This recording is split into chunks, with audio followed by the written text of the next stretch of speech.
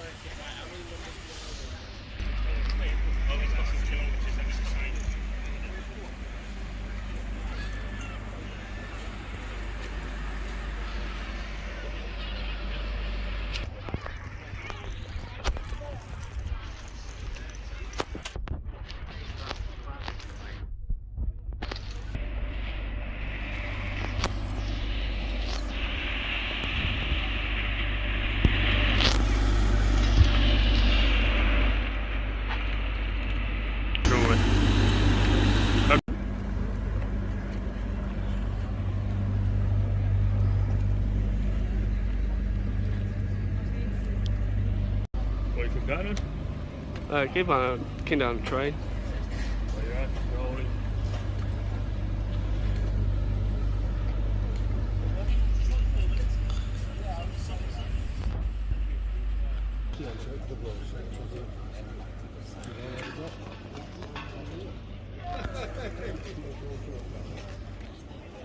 Definitely hot.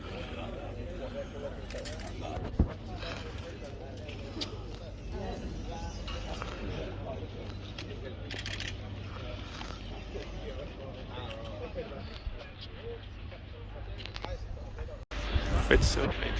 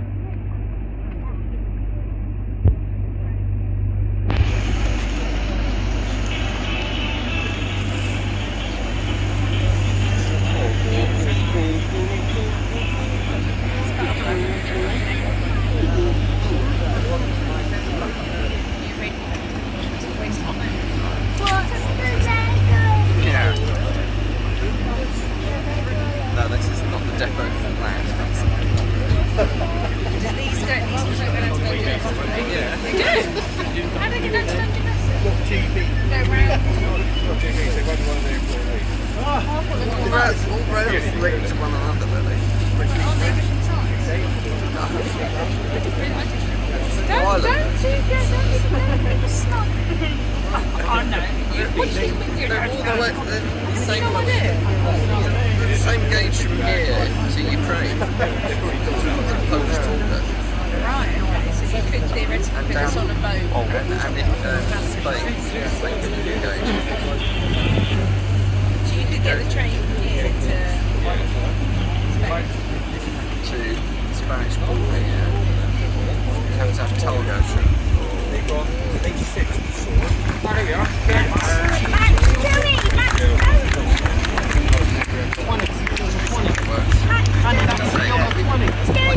Coming in, Ruby.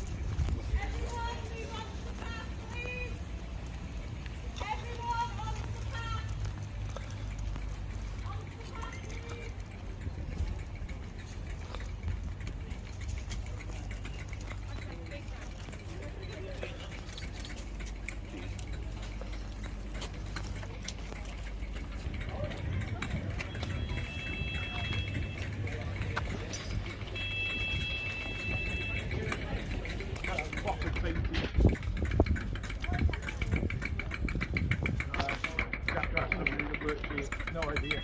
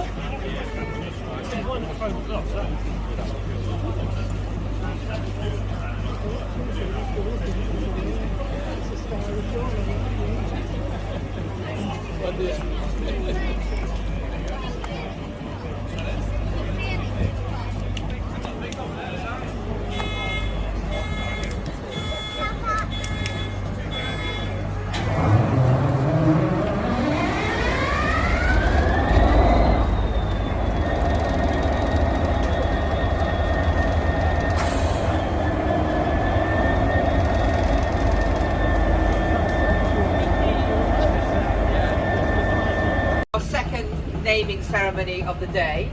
I am Van der Golbag. I'm chair of NTS and DRS is part of our organisation. And I've been here about a year. And one of the things that's been very interesting to me is to understand just how dedicated our staff are, and in particular our train drivers. And we have train drivers who wanted to be a train driver when they were 1 or 2. And today we're going to honour one of those people, Paul Scrivens, who I'm told by his sister Emma, who's standing next to me, that even when he was a very, very small person, Paul said he wanted to be a train driver. And so we're going to just tell you a little bit about him, and to do that, one of his colleagues, Tim Howlett, is to go to say a few words, well in fact quite a few words. Right, you.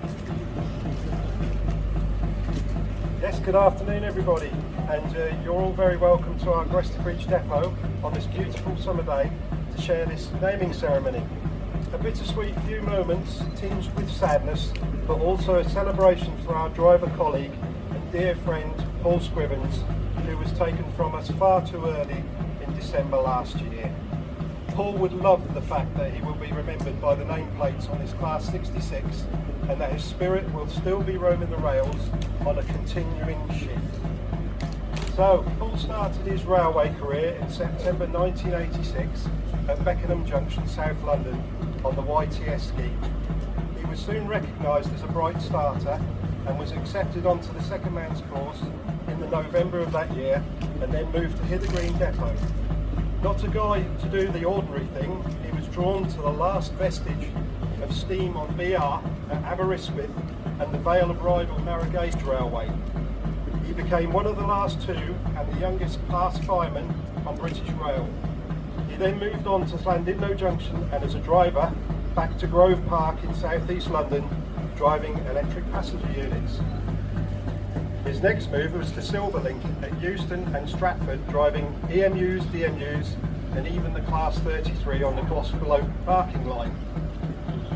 He joined DRS in 2000 at Willesden, when the company was mainly involved with operating the nuclear trains, as it was set up to do in the late 1990s. He drove and found a great enthusiasm for the English electric Class 20s and 37s, a heritage diesel paradise. A few years on and he decided to leave the city for the land of a different type of tractor also being the name of the Class 37, and transferred to Stowmarket Depot in Suffolk. The depot was set up mainly for the railhead treatment trains, but the versatility of drivers such as Paul was soon realised. The depot expanded its work profile and Paul was involved with driving enthusiast charters, dining trains such as the Northern Bell, weed killers, ballast and container trains, as well as the nuclear services to Sizewell and such places. Paul also became a mentor driver, passing on his knowledge and experience to trainees. He was a kindred spirit to me right from our first meeting, and we shared our love of old diesel locos on visits to several preserved railways as DRS loco drivers, plus to Belgium and the Netherlands on a few memorable trips which we shan't go into. His ultimate voyage was a journey across Canada behind a large steam loco. He befriended Fred from Wool Sigma Box in Dorset on that trip, a small world indeed. Paul will always be remembered as a jolly giant of a guy, a laughing Buddha if you like. He is greatly missed by his family and friends, plus his mates at DRS, and by all his friends throughout the railway family too. I will certainly feel his presence when driving this engine here, especially in the lonely night hours working a container train on the West Coast Main Line. Finally, I would like to read a short poem and imagine that you are on a country main line with your favourite engine powering away on the front. Here we go. Intercity country. The sun shines through the trees by the line side. The tracks shimmer up in the light. Diesel smoke billows up in the breeze. From my window, a wonderful sight. The coaches cast shadows on sheep fields. The stream below winds away. A still perfect scene in the country, but so lonely without you today. Now I will hand you over to Paul's sister Emma for a few words.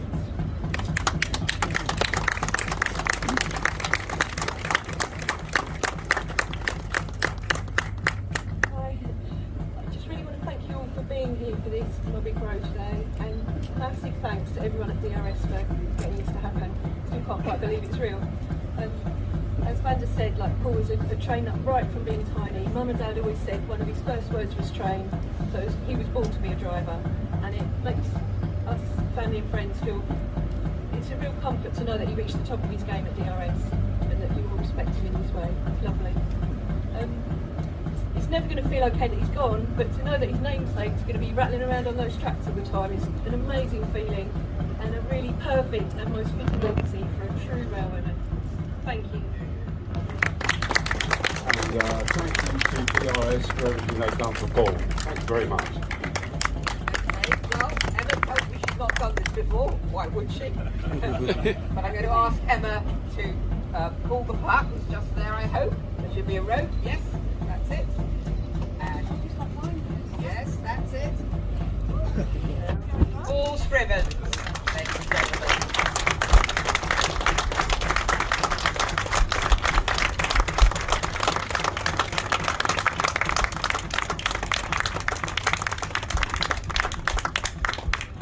So we've got a couple more hours, well not quite, about an hour and a half, so please do go and see all the other trains. If you're getting a bit hot, which I imagine one or two of you are, we've got pallets of water down at the end and they're for you, they're free, so please get some water, walk around, enjoy yourselves, and thanks for... And then you're free to take as many... 68 or 40.